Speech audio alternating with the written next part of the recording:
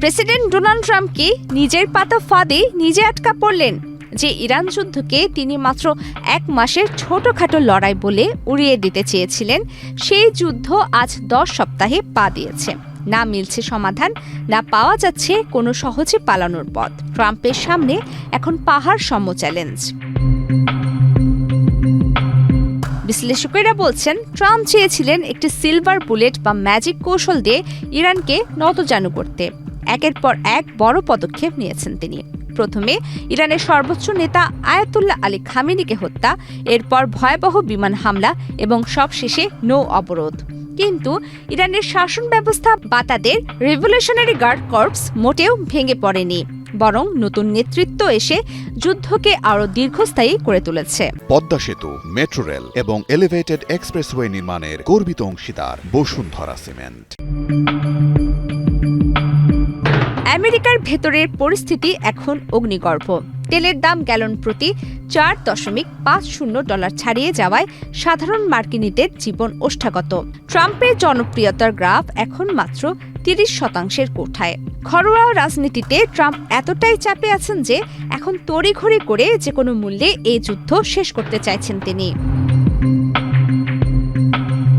Pentagon এবং white হাউসের মধ্যে চরম সমন্বয়হীনতা এখন স্পষ্ট। পররাষ্ট্রমন্ত্রী মার্কো রুবিও একবার ঘোষণা দিলেন অপারেশন এপিক ফিউরি শেষ। এর কয়েক ঘন্টা পরে ট্রাম্পের নির্দেশে শুরু হলো প্রজেক্ট ফ্রিডম, যার লক্ষ্য ছিল হরমুজ প্রণালীতে জাহাজ পার করা। কিন্তু সেই অপারেশনও কয়েক ঘন্টার মাথায় স্থগিত করা হয়।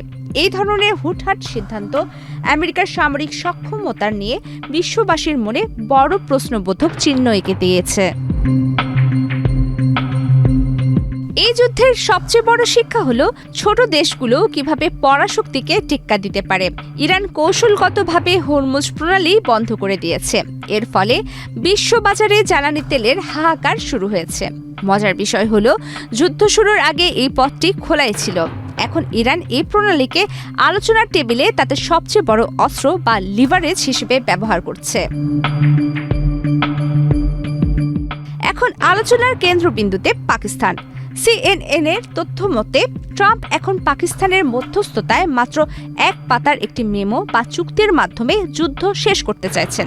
কিন্তু প্রশ্ন উঠেছে, যেখানে ইরানের পরমাণু কর্মসূচি, মিসাইল প্রোগ্রাম এবং দীর্ঘ 50 বছরের বৈরতা জড়িয়ে আছে, সেখানে 1 পাতার একটি দায়সারা কাগজ কি দীর্ঘস্থায়ী শান্তি আনতে পারবে? ট্রাম্প হোয়াইট হাউসে এক অনুষ্ঠানে এই যুদ্ধকে ভেনেজুয়েলার সাথে তুলনা করেছেন। তিনি দাবি করেছেন, ভেনেজুয়েলায় যেমন একদিনে মাদুরোকে সরিয়ে দেওয়া হয়েছে, ইরানেও নাকি তেমনটাই হচ্ছে। অথচ বাস্তবতা বলছে ভিন্ন কথা।